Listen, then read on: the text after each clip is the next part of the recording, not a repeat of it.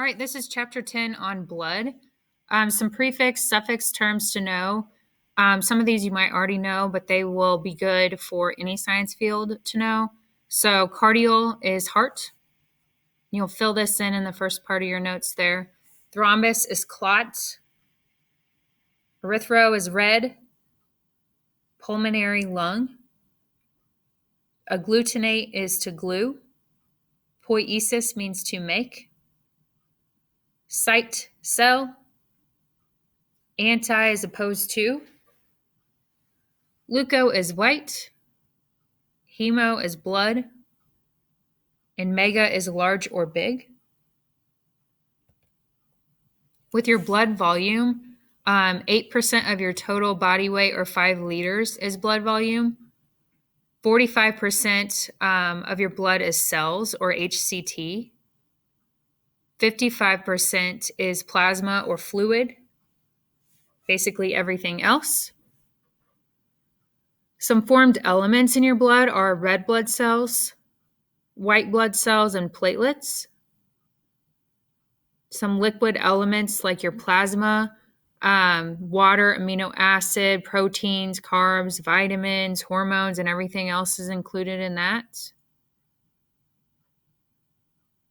The origin of your blood cells, they originate in red bone marrow from hematopoietic stem cells.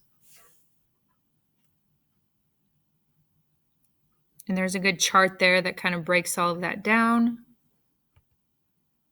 Okay, red blood cells or RBCs, they're called erythrocytes. So this would be on the next page of your notes. They're real thin discs. They have like a shallow center, and you can see that in this example here. 1/3 of the cell is hemoglobin, and it carries oxygen in that red pigment.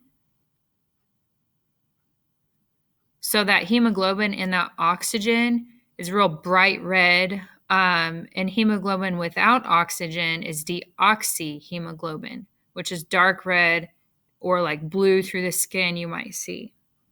That means the red blood cells don't have oxygen in that area. A mature red blood cell has no nucleus. They live and circulate about 120 days. And it travels through your body about 75,000 times. And in these notes, anything that you guys are filling out or it's bolded or something like that, that will be what is on the test. And we've done that before, but I just wanted to go back over that. Your red blood cell counts, or RBCC, that's the amount in a cubic millimeter of blood.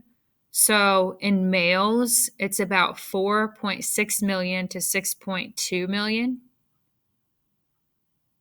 In females, and this is adult females, 4.2 million to 5.4 million. And then in children, it's 4.5 to 5.1 million. This reflects like the blood's oxygen carrying capacity. So the higher the red blood cell count, the more oxygen is being carried. And if it's low, obviously there's not enough oxygen in the body. You can get tired quickly. Erythropoietin, this stimulates the production of erythrocytes or red blood cells. So your kidneys, they'll sense like a low oxygen level, and they'll cause this to kind of jump in and produce more red blood cells. I don't know why this is zoomed in, but it shuts down when oxygen reaches like normal levels. So your body just goes like in flight response there to produce more. This picture is on there just to show like some examples of what you can eat to raise your red blood cell counts.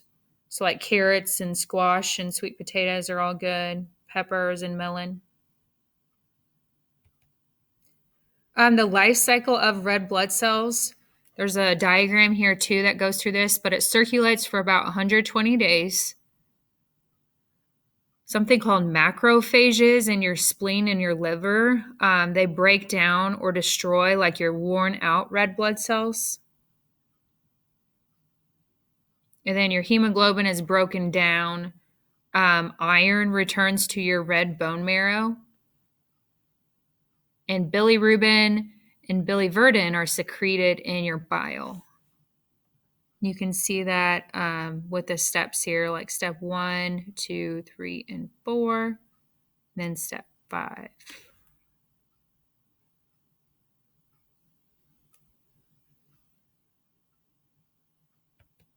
Okay, and then the last slide for this section of notes is on anemia. Iron is needed for all of this to carry out and for hemoglobin to carry oxygen and oxygen binding to iron in our blood. So iron's very important. A lot of people have an iron deficiency though. So it's just basically a deficiency in red blood cells or the amount of hemoglobin or iron.